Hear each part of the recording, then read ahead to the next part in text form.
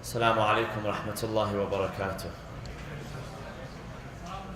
أعوذ بالله السميع العليم من الشيطان اللعين الرجيم. بسم الله الرحمن الرحيم. الحمد لله رب العالمين، والصلاة والسلام على أشرف الأنبياء والمرسلين، حبيب إله العالمين أبي القاسم المصطفى محمد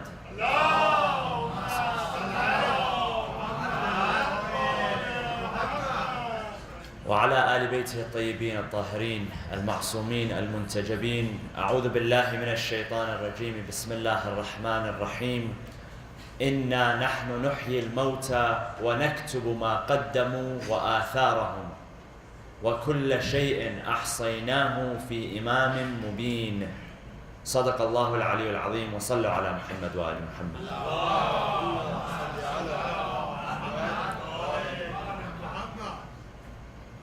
Surah Yasin, verse number 12 says, surely we are the ones who record the deeds of our servants. Allah subhanahu wa ta'ala says, Inna nahnu nuhyi al-mawta, we give them life. Wa naktubu ma qaddamu, we record ma qaddamu, referring to their deeds, what they gave forth. Wa atharahum, athar in the Arabic language refers to consequences.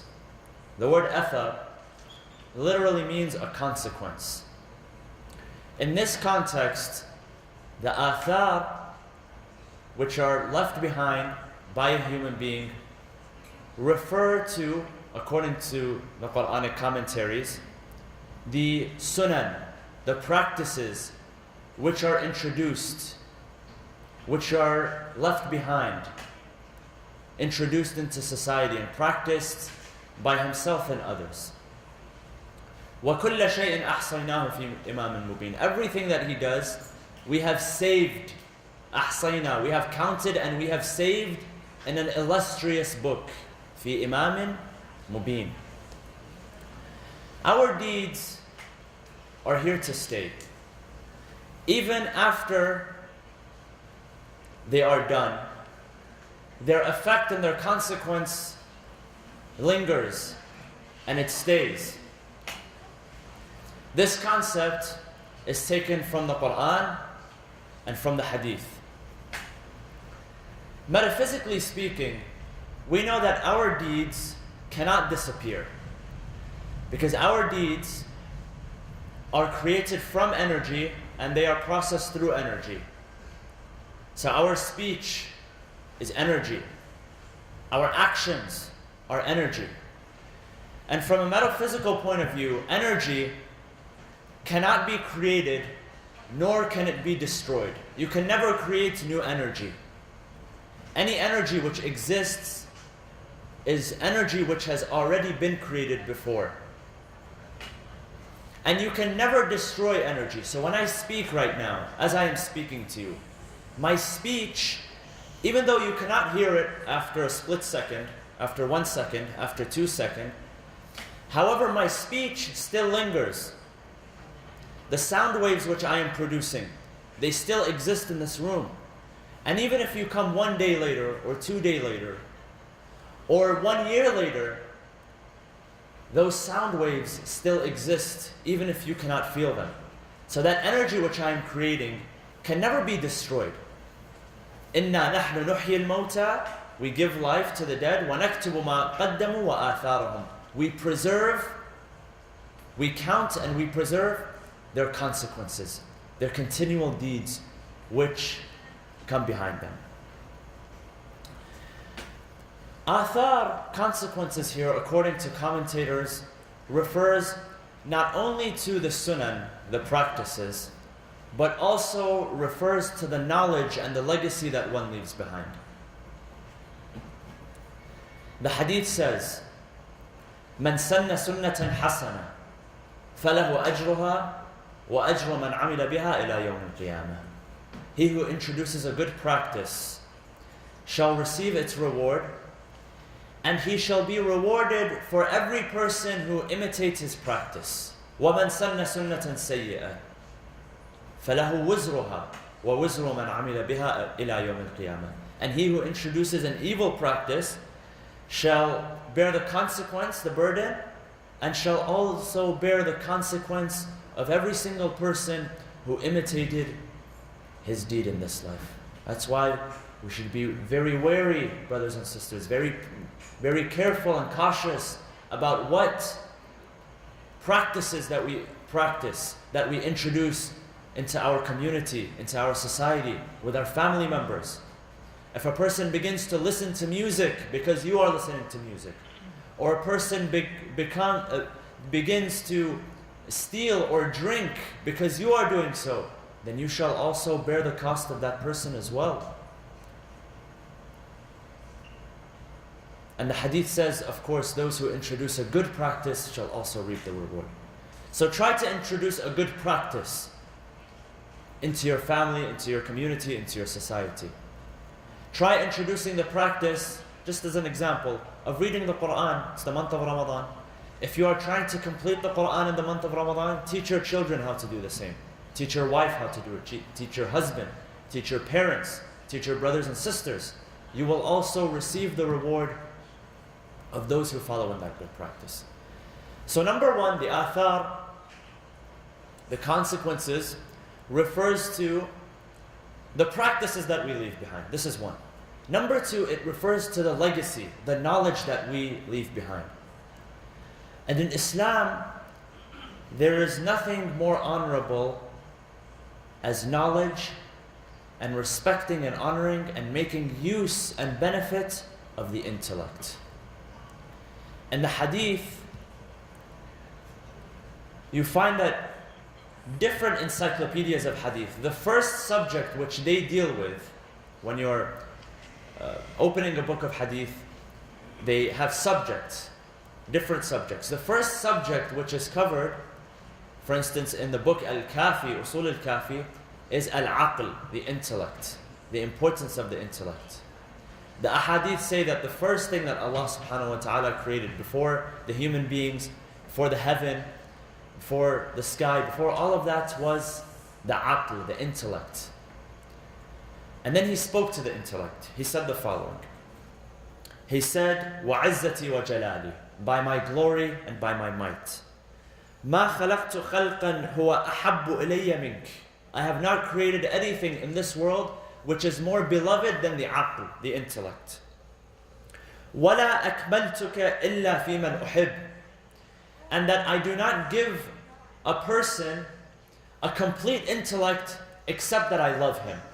So for those people that I love, Allah is saying, I give them a complete intellect that they can comprehend and that they can understand. وَإِيَّاكَ أُعَاقِبْ وَإِيَّاكَ أُثِيبْ. It is through you that I punish, and it is through you that I reward. So the most honorable thing, most honorable creation to Allah subhanahu wa ta'ala is the intellect.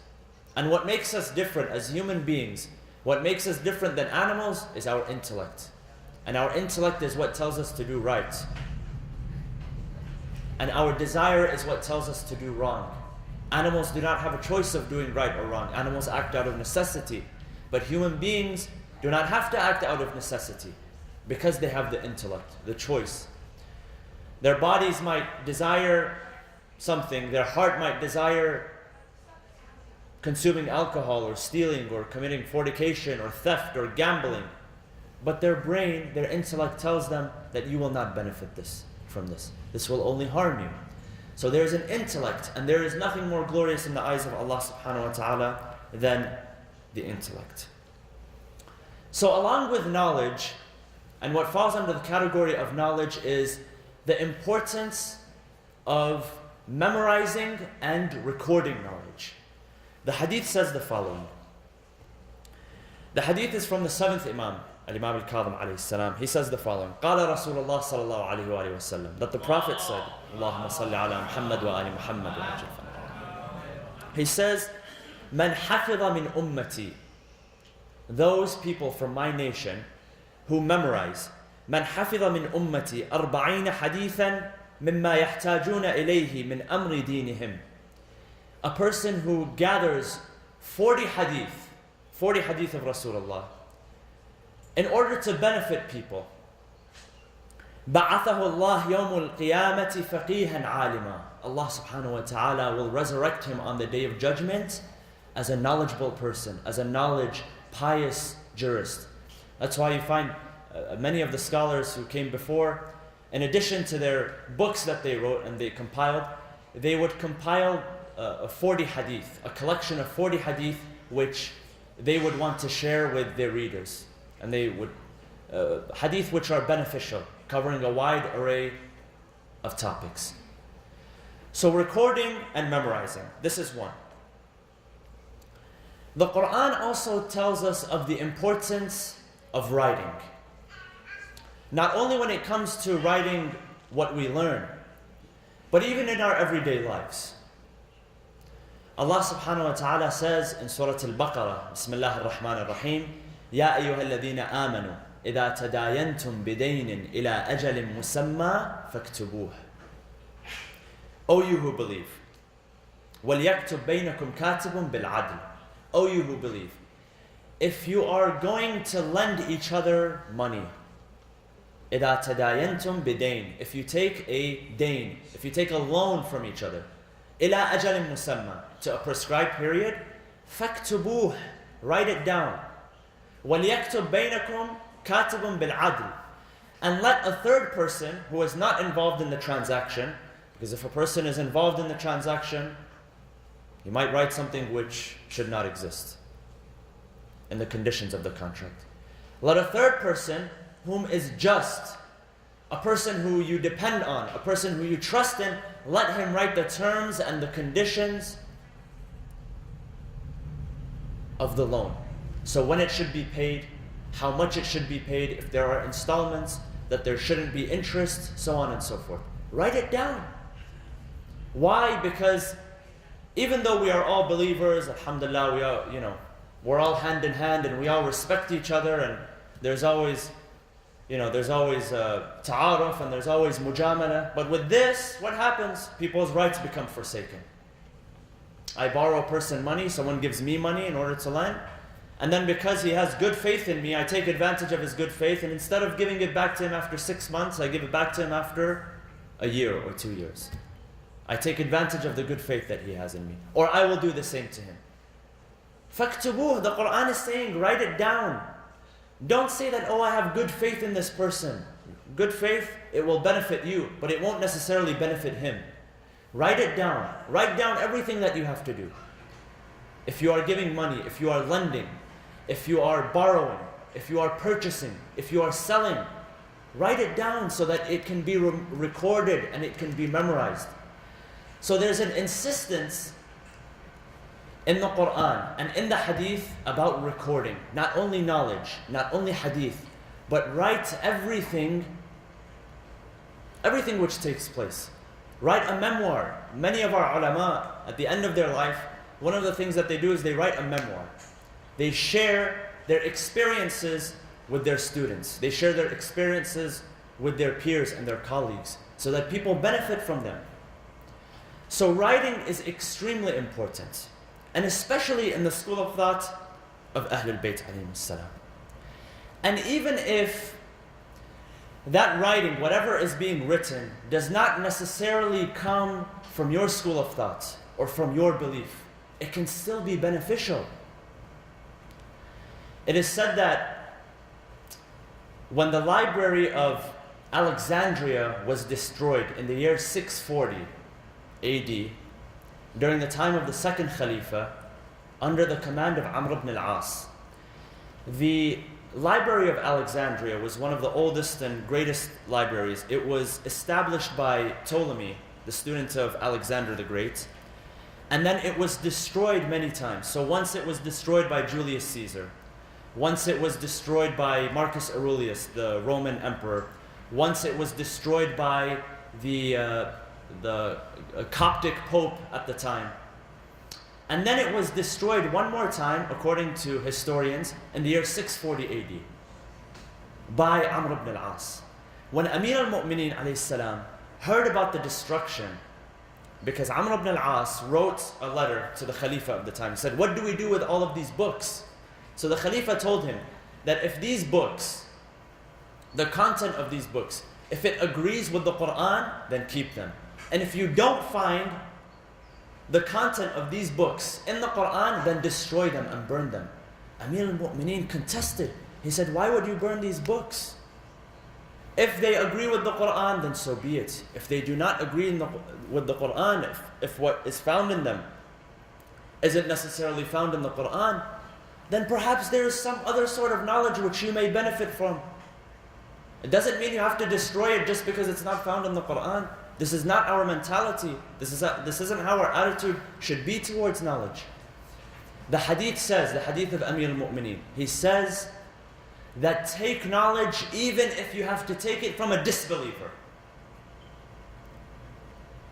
He says knowledge is the guide of a believer. Seek it even if you have to take it from a kafir, from a hypocrite, from a disbeliever.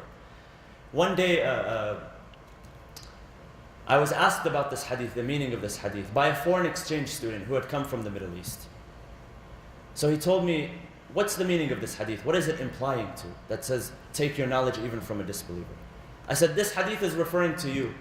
You left your country where you hear the adhan and where you can eat halal food. It's an Islamic country. But you came to this country, which is a country of apostasy and disbelief, in order to seek knowledge.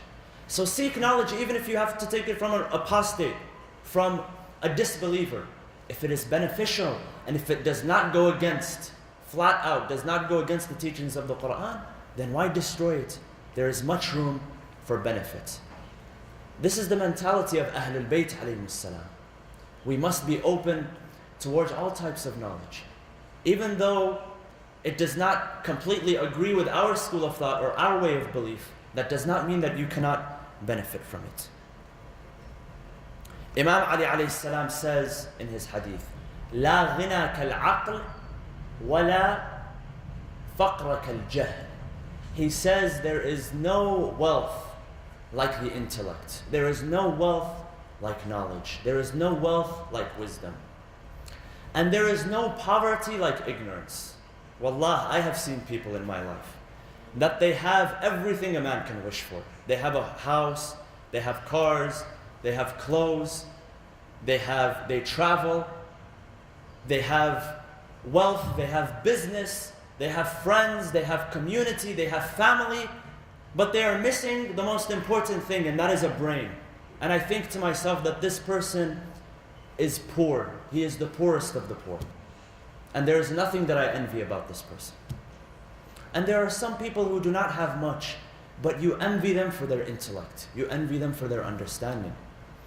Wealth is not measured by material means. Wealth, in the school of thought of Ahlul Bayt, is honored. Wealth is determined by your brain, by your knowledge, by your intellect, by your ability to understand, by your open-mindedness. So there is no poverty like ignorance, and there is no wealth like knowledge and intellect. Our scholars from the school of thought of Ahlul Bayt went at extremely great lengths to provide us with the knowledge that we may take for granted today. When you read about the seerah, the biography of some of our scholars, you find that they would travel the farthest of distances in order to attain one hadith or two hadith. The scholar Al-Allama Al-Qazwini, who compiled the book Al-Kafi, it is said that he traveled all over the Islamic empire, and he traveled for many years, more than a decade, in order to compile the ahadith, which is now known as the book Al-Kafi. He didn't sit in his home and he waited for people to deliver the books to him, to deliver the hadith. He left his home. He went from Iran to Iraq, to the Arabian Peninsula, to Lebanon, to Egypt, all over in order to compile these hadith. In the end, he compiled Al-Kafi, which is right now the most well-known book of hadith in the school of thought of Ahlul Bayt. Our other scholars also walked in his footsteps. I'll give you an example. Al-Allama Al-Hilli,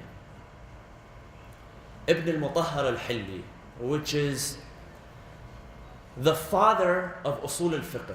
Today, what we study in the Hawza, the principles of jurisprudence, the science of jurisprudence, which is referred to as usul al-fiqh, the mechanics of jurisprudence.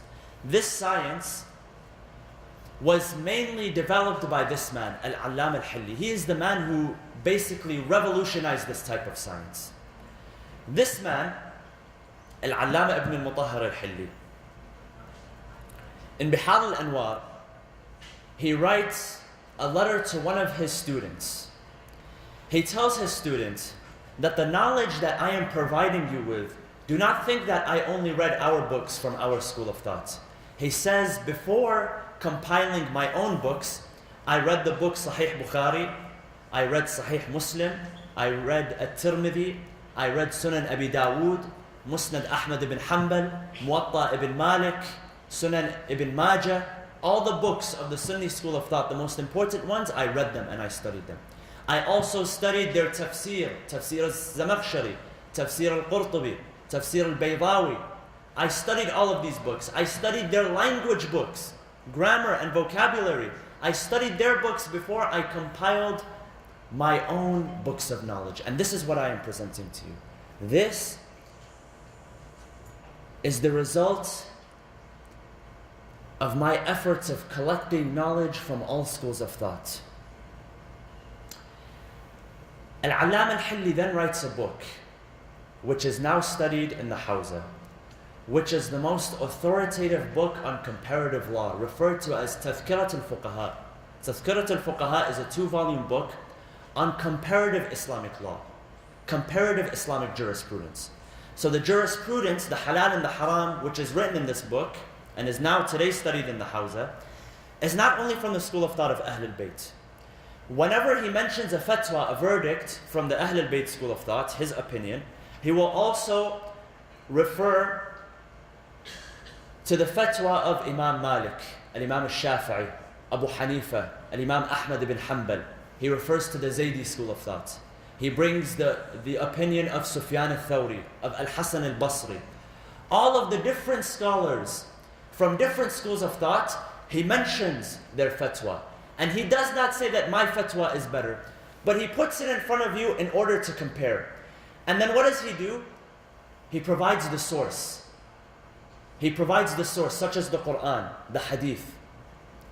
And this book is mainly directed at higher level students, higher level scholars who can actually perform the process of deduction, ijtihad.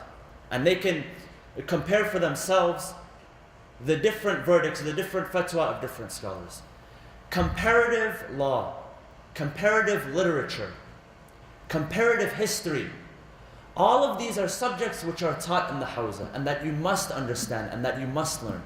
You don't equip yourself only with your understanding, your narrow-minded, shallow understanding from your school of thought. You have to equip yourself with the jurisprudence of other schools of thought. And I'll give you a few examples.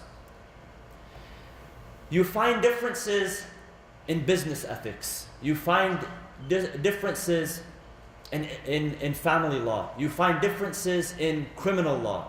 I'll give you an example. When you find these differences, you're surprised because it's not black and white. It's not Shia versus Sunni. It's not Imami versus Zaydi. It's not Shafi'i versus Maliki versus Hanbali versus Hanafi. There are gray areas in the fiqh. There are gray areas in jurisprudence. I'll give you a few examples. One example is with a concept known as li'an. Li'an is a concept which is discussed in Islamic family law. It says the following, that if a man accuses his wife of bearing a child which he did not father, after the birth, he sees this child, he looks at him and he doesn't look like him. He has a different nose, or he has a different eye color, for instance, or different hair. And he wants to accuse his wife of bearing a child which he has not fathered, which does not belong to him. This is referred to as li'am. And in li'am, just like in when you accuse a person for committing adultery, there have to be witnesses. There has to be proof. And if there is no proof, if he says that this child is not mine, this is referred to as qadf, defamation of character. And qadf, defamation of character, is punishable. I cannot say that this person committed adultery and this child is not mine and this is without being held accountable. If I say that this person has committed adultery, I have to bring 4 witnesses. If I say that this child is not mine, I have to bring proof, or else I am punished as well. Now in li'am, if a man accuses his wife of bearing a child that he has not fathered, he must either bring proof, definitive proof, or if he cannot bring definitive proof, he has to swear 4 times to replace the 4 witnesses. He has to swear 4 times that this child is not his. And it might sound easy, when we're talking about swearing. But with a believer, it is not easy to mention the name of Allah subhanahu wa ta'ala when truth and falsehood is involved. This is what the Imams of Ahlul Bayt teach us. The 6th Imam narrates a hadith. He says that one day a woman came to the 4th Imam and she accused the 4th Imam of divorcing her without giving her mahar, without giving her the dowry. So she took him to the judge. The judge turned to him, and of course she had no proof because it was a lie. The Imam would not do such a thing. He would not forsake the rights of others. She took him to the judge. The judge turned to him. He said, well, what do you have to say to defend yourself? The only thing that the Imam had to do in order to exonerate himself was to swear by Allah that he was innocent. That's it. He didn't need to bring any proof. He didn't need to bring any witnesses, nothing. All he had to do was swear by Allah that he was innocent. So the judge tells him, okay, swear to your innocence. The Imam does not swear, he refuses. The judge insists on him, he refuses. He insists, he refuses. So the judge judges in favor of the woman and he makes the Imam pay her the money. When they leave, one of the companions turns to him, Ya ibn Rasulullah, why did you not swear you are innocent? He says, I am innocent. But I will not mention the name of Allah subhanahu wa ta'ala with something so petty as money, as wealth. I can lose this wealth. I can forsake this wealth. I cannot forsake the name of Allah subhanahu wa ta'ala, even though it was his right. So he did not mention the name of Allah subhanahu wa ta'ala for something so simple and so valueless as a few gold dinars. It has no value to mention the name of Allah subhanahu wa ta'ala. So the man who accuses his wife of bearing a child which he has not fathered has to swear 4 times. And he has to swear the 5th time that if he is lying, that Allah subhanahu wa ta'ala curse him. And this is taken from chapter number 24, Surah An-Nur, verses number 6 to verse number 9. Mention the conditions of li'am. Now, in order for her to prove her innocence, she has to do the same. She also has to swear 4 times that she is innocent. Now, what happens after this? If this takes place, if he has sworn and she has sworn, then they are both innocent. He is not punished for defamation, and she is not punished for the crime which she is not guilty of. However, what happens as a result of this li'am? The marriage becomes dissolved. That's it, the marriage becomes dissolved. They cannot be married to each other. Now, when you come and look at comparative Islamic law, like I said, it's not black and white. The Imami school of thought, the Shia school of thought, the Shafi'i school of thought, the Hanbali school of thought, and the Maliki school of thought, these 3 Sunni schools of thought, they say that whether he retracts his accusation or he does not retract his accusation, he cannot go back to her. That's it. He cannot marry her again. She is completely forbidden for him to marry. The Hanafi school of thought, however, disagrees. They say that no, if he retracts his accusation, he can marry her. Why? Because in the Hanafi school of thought, li'am is akin to divorce. And in the same way that if a man divorces a woman, he can go back to her. If he changes his mind, they say that a man can change his mind, retract his accusation, and go back to her. So you see, 4 schools of thought are on one side, and 1 school of thought is on another side. And the Maliki, Shafi'i, and Hanbali schools of thought, Sunni schools of thought, are in agreement with the Imami Shi'i school of thought. Likewise, in other areas of Islamic law. There are differences between the Imami school of thought and other schools of thought, and sometimes the other schools of thought agree with the Imami school of thought. Comparative law, comparative family law, it reveals to us that there are many more similarities, much more similarities than we think. It's not all black and white. It's not all differences. They are gray areas. They are areas of cooperation, and there are areas of understanding. So, having said this, we find that the knowledge, going back to this point, that the knowledge which has been prepared for us, and which has been gathered for us, it's not a matter of reading one book and narrating a hadith. Our scholars went to great lengths in order to provide the knowledge that they have provided for us. And today, all of it is at your fingertips. We live in an age of mass information, and there's no excuse for ignorance. Any book that you want is available on the internet. It's available on your personal device.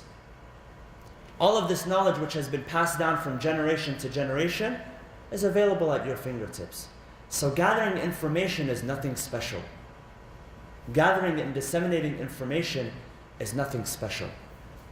The job of a scholar is not to merely gather information, is not to provide you with bits and pieces of information. The job of a scholar is to connect the dots for you, to connect this dot to that dot, and make sense out of things.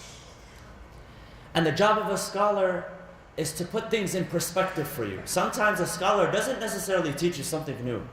A scholar will tell you something which you already know, but he will put it in a different perspective for you, so that you can make sense of things. And this is why spirituality is extremely important. Humility is extremely important. Knowledge coupled with servitude to Allah subhanahu wa ta'ala is extremely important. That's why the ahadith tell us to associate ourselves with scholars who are God-fearing, who are pious. Remember the hadith which I mentioned a few days ago, the hadith of the 11th Imam. He says that if you find a scholar who is protective of his religion, and he is protective of the religion of others, if he turns against his own desires, if he is God-fearing, then it is obligatory upon the general population to follow him.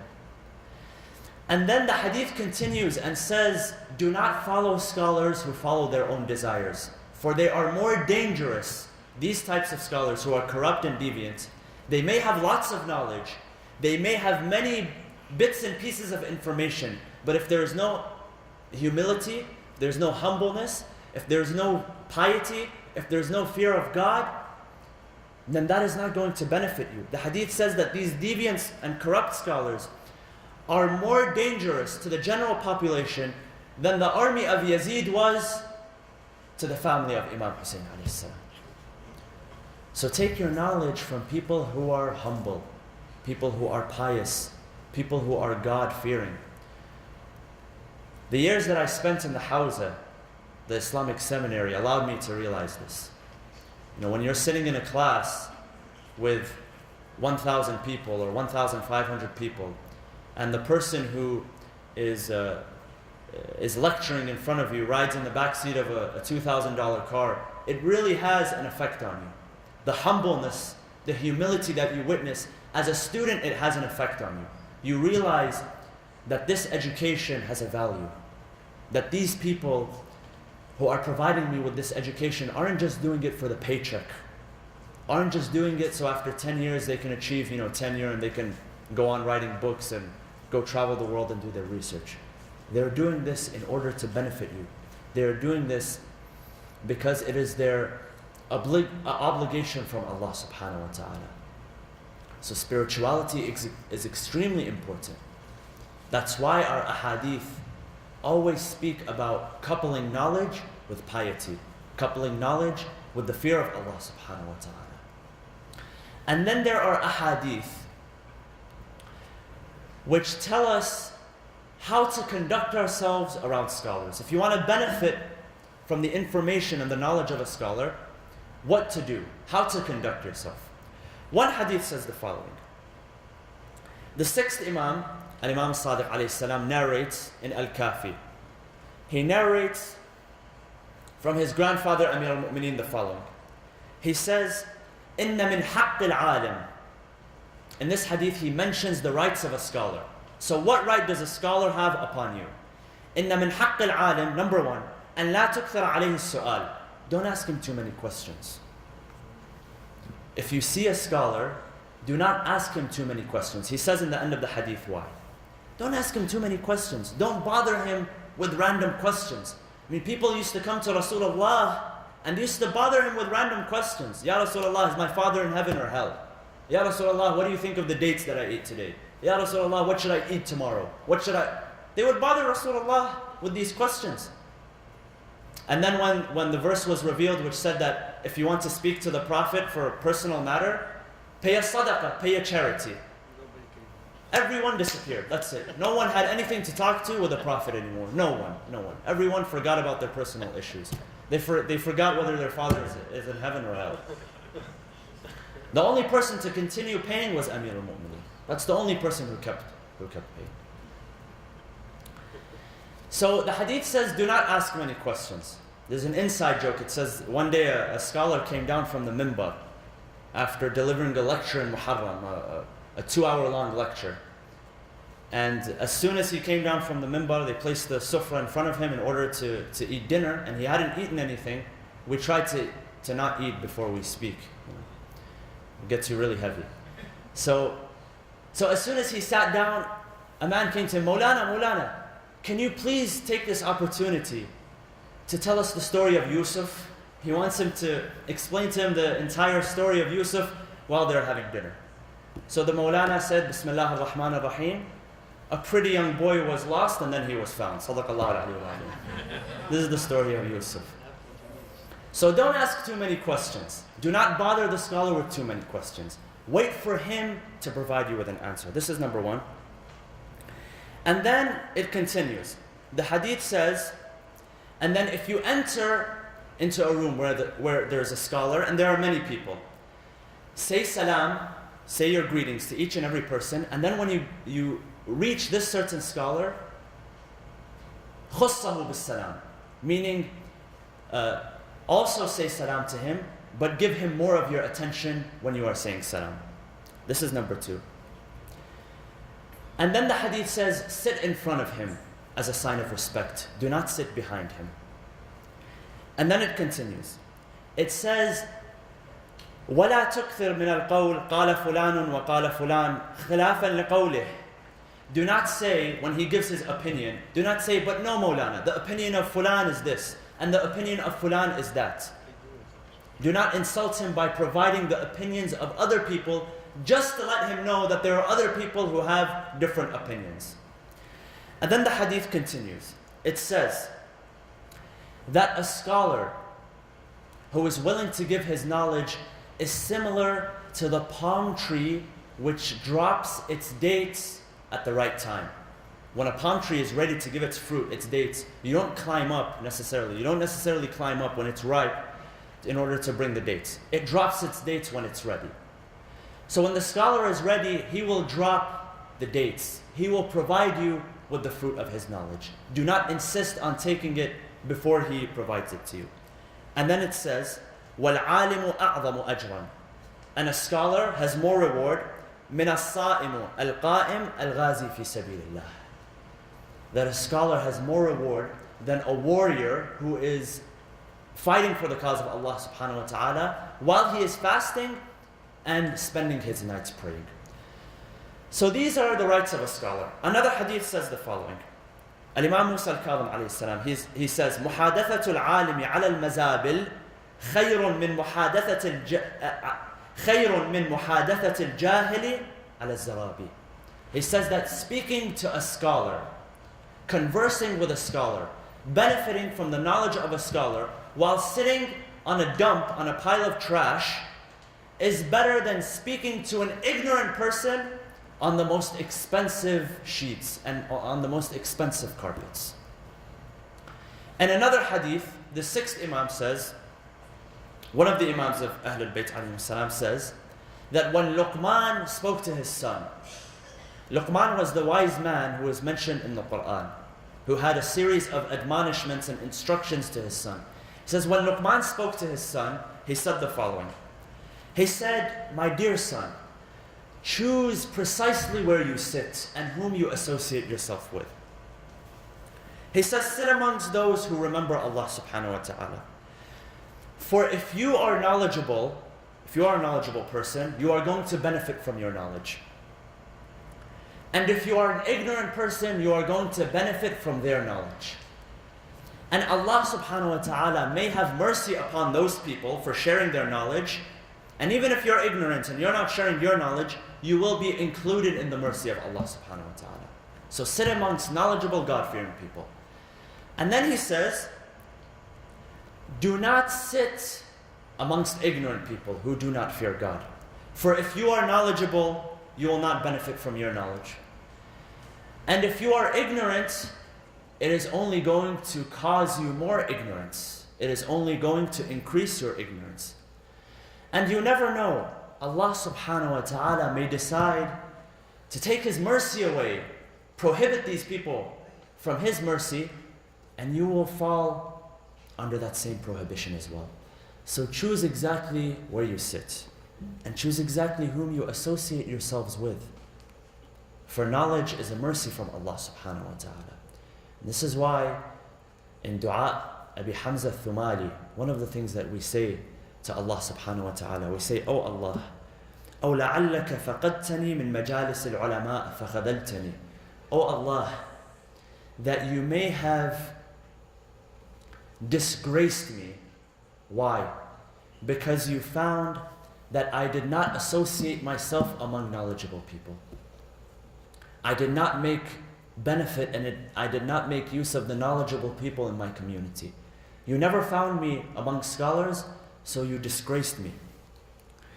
أو لعلك رأيتني آلف مجالس البطالين فبيني وبينهم خليتني. Oh Allah, it may be perhaps that you found me among people who are void, people who are void of any benefit, people who are void of any good, people who are useless, people who are not God-fearing, people who are ignorant. You found me that I associated myself among them, and you kept me with them, and you kept me ignorant.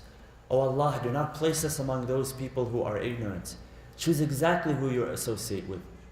If people are gossiping all the time, and backbiting, and talking about what Kim Kardashian is going to wear at her wedding, or how good this person looks, or what Justin Bieber did, and this and that. Talking about people who, I promise you, they have no idea you exist. They have no idea you exist. People who will not benefit you. They will only increase in your stupidity and your ignorance. Don't associate yourself with people who are just going to talk about nonsense. What is talking about, how Beyonce's sister beat up Jay-Z? What is this going to do? Is this going to benefit you? Is this going to benefit you personally? Talk about it 100 times. Discuss it 1,000,000 times with your friend. Ask yourself at the end of the day, did this benefit me? It only made me stupider. It only made me less intelligent. It only made me more susceptible to gossip and more influenced by gossip and nonsense talk. Associate yourself with people who are going to raise your status in the eyes of Allah subhanahu wa ta'ala, not people who are ignorant. This is the message of Ahlul Bayt alayhim salam. We ask Allah subhanahu wa ta'ala to have mercy on us and forgive us. And we ask Allah subhanahu wa ta'ala to associate ourselves with those people who we will benefit from. We ask Allah subhanahu wa ta'ala to let us associate ourselves with people whom He is pleased with. We ask Allah subhanahu wa ta'ala to forgive us and have mercy on this in this very blessed and holy month, inshallah. Bismillah ar-Rahman ar-Rahim. اللهم اغفر للمؤمنين والمؤمنات والمسلمين والمسلمات الأحياء منهم والأموات تابع بيننا وبينهم بالخيرات إنك مجيب الدعوات إنك قاضي الحاجات إنك على كل شيء قدير برحمتك يا أرحم الراحمين وصلى الله وسلم على سيدنا محمد وعلى آل بيته الطيبين الطاهرين.